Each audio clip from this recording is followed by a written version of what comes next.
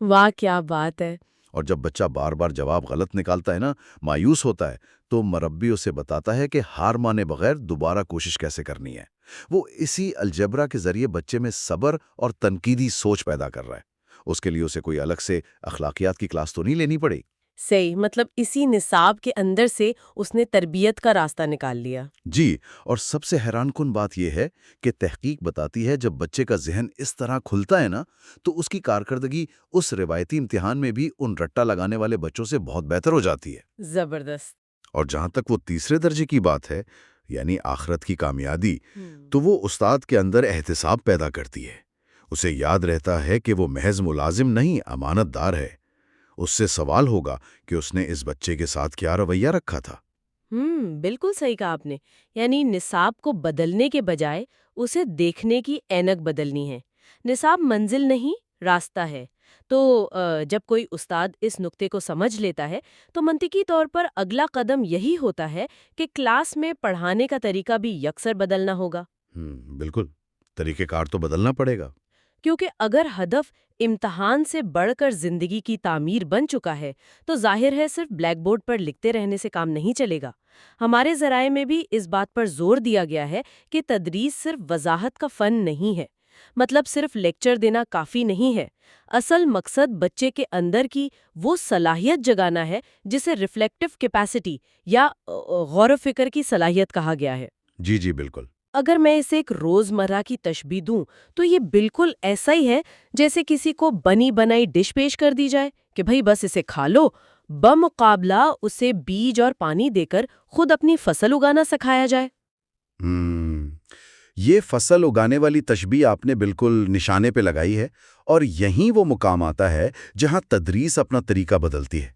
معلومات انڈیلنے اور تصورات اگانے کے درمیان زمین آسمان کا فرق ہے۔ بالکل، بہت بڑا فرق ہے۔ دیکھیں نا، ایک روایتی استاد کلاس میں آتا ہے تو وہ سوچتا ہے کہ یہ سامنے بیٹھے بچوں کے دماغ خالی برتن ہیں اور مجھے اپنے علم سے ان کو بھرنا ہے۔ لیکن انسانی دماغ کوئی خالی برتن تو نہیں ہے نا، یہ تو ایک زرخیز زمین ہے۔ صحیح۔ مربی جانتا ہے کہ علم مسلط نہیں کیا جا سکتا۔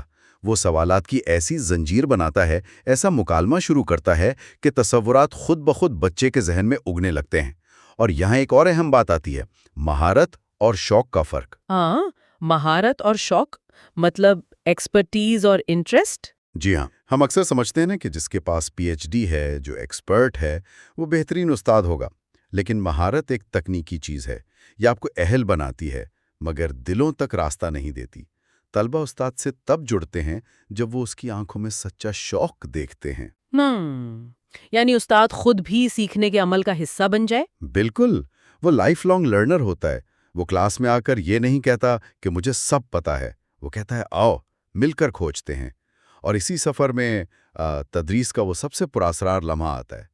آپ کے خیال میں تدریس کا عروج کیا ہے؟ شاید جب استاد بہت شاندار طریقے سے کوئی مشکل کانسیپٹ سمجھا رہا ہو۔ نہیں، یہی تو بات ہے۔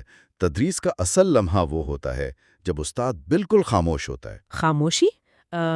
مطلب کلاس میں چپ کھڑا رہے؟ یہ بات واقعی بظاہر بہت عجیب لگتی ہے کیونکہ ہمارا ذہن تو یہی مانتا ہے کہ استاد جتنا زیادہ بولے گا بچہ اتنا زیادہ سیکھے گا۔ اگر وہ خاموش کھڑا ہے تو لوگ کہیں گے کہ وقت ضائع کر رہا ہے۔ اس خاموشی کے پیچھے آخر کون سی نفسیات ہے؟ دیکھیں، یہ خاموشی کوئی بے بسی نہیں ہے، یہ ایک انتہائی بامقصد خاموشی ہے۔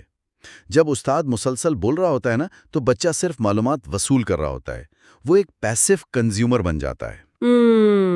اس کا اپنا دماغ تو کام ہی نہیں کر رہا ہوتا۔ بالکل، لیکن فرض کریں مربی نے ایک انتہائی گہرا سوال رکھا جس کا کوئی سیدھا جواب نہیں ہے، اور پھر وہ چپ ہو گیا۔ اب کلاس میں 10 سیکنڈ کا پن ڈراپ سناٹا ہے۔